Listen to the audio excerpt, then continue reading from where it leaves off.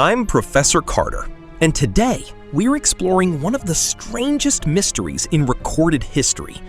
In the summer of 1518, the streets of Strasbourg became the scene of an event so bizarre that historians are still searching for answers more than 5 centuries later. Ordinary men and women suddenly began dancing, without music, without celebration, and without the ability to stop. What started with a single person soon spread across the city, leaving fear, confusion, and countless unanswered questions behind. This is the story of the dancing plague of 1518. In the summer of 1518, the city of Strasbourg, part of the Holy Roman Empire, was already struggling with hardship. Crop failures, disease, rising food prices, and widespread food prices had left many people living in constant fear and uncertainty. Life was difficult, and survival often depended on luck as much as hard work. No one could have imagined that one ordinary day would mark the beginning of one of history's strangest and most disturbing mysteries. Everything began in July, when a woman known in historical records as Frau Troffea stepped into the street outside her home. Without any music playing or celebration taking place, she suddenly started dancing. At first, it seemed harmless, as if she were simply enjoying herself. But the hours passed and she never stopped.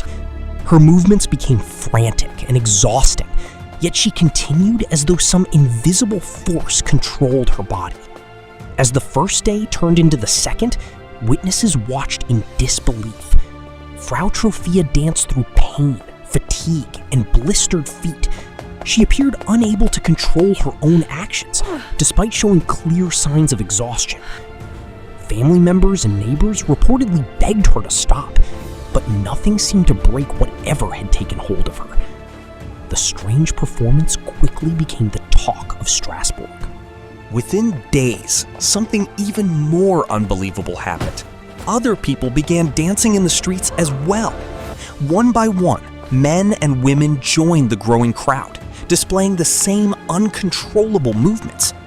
None of them appeared to be celebrating or entertaining others. Instead, they looked distressed, sweating heavily and struggling to catch their breath. Yet they continued dancing without any sign of stopping. The growing number of dancers left the city's residents terrified and confused. Some believed the people were possessed by evil spirits, while others feared God was punishing the city for its sins. In a deeply religious society where supernatural explanations were often accepted, rumors spread almost as quickly as the mysterious dancing itself. No one understood why healthy people were suddenly losing control of their own bodies. As more witnesses gathered to watch the disturbing spectacle, city officials realized this was no ordinary event. What had started with a single woman had become a public crisis, unlike anything Strasbourg had ever experienced. With each passing day, the number of dancers continued to rise, and the city stood on the edge of a disaster that would leave historians searching for answers more than 5 centuries later. Within a week, the strange outbreak had spread far beyond a handful of people. Dozens of men and women were now dancing through the streets of Strasbourg, unable to stop despite their obvious suffering. Some cried out in pain, while others begged for help, but their bodies continued moving against their will. What had seemed impossible only days earlier was now unfolding before the entire city. As the number of dancers grew, the physical toll became devastating. People danced for hours, and in some cases, for days without proper food, water, or rest. Their feet became swollen and bloodied, muscles cramped from exhaustion, and many collapsed to the ground only to rise again and continue dancing. Contemporary accounts claimed that some victims died from heart attacks, strokes, or complete physical exhaustion, though the exact number of deaths remains uncertain. panic spread throughout Strasbourg as families watched loved ones fall victim to the mysterious condition. Streets that were once filled with merchants and travelers became crowded with exhausted dancers and frightened spectators. No one knew who might be affected next. The city had never faced anything like it, and every passing day made the situation more alarming. Desperate for answers, the city's leaders turned to local physicians.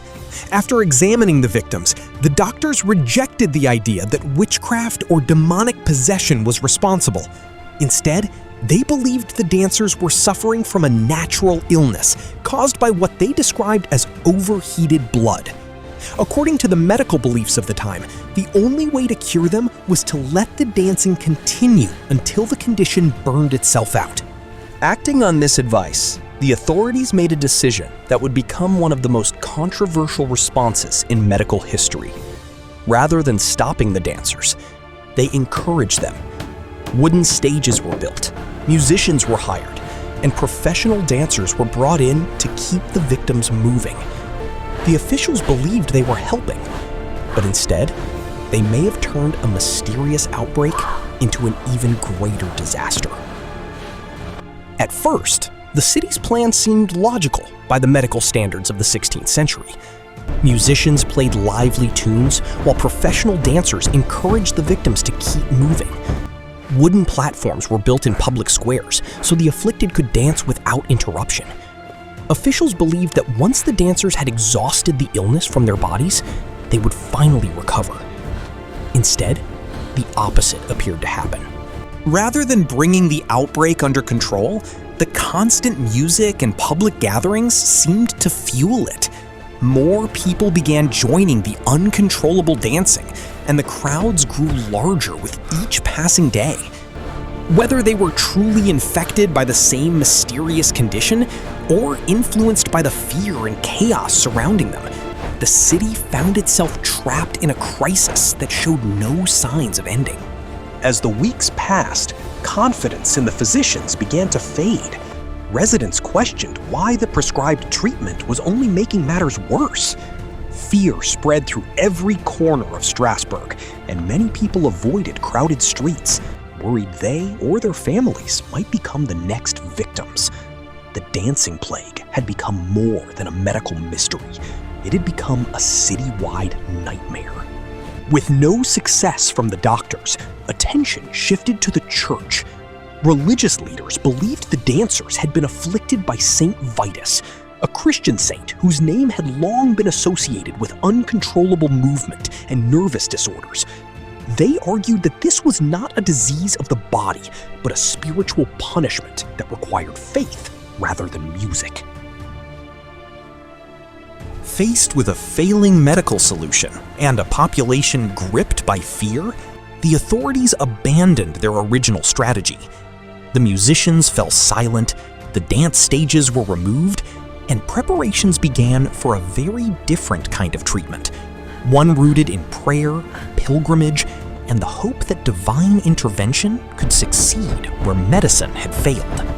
The remaining victims were taken away from the crowded streets and brought to a shrine dedicated to Saint Vitus in the nearby town of Saverne. There, priests performed prayers and religious rituals, believing that the saint could free the afflicted from their suffering. Some accounts describe the dancers wearing special red shoes marked with crosses, while others mention blessings and ceremonies intended to break the mysterious curse. Over time, the outbreak began to fade. Fewer new cases were reported, and those who had been dancing gradually recovered. By the end of the summer, the streets of Strasbourg had returned to normal. Yet, the city was left with a haunting question that no one could answer.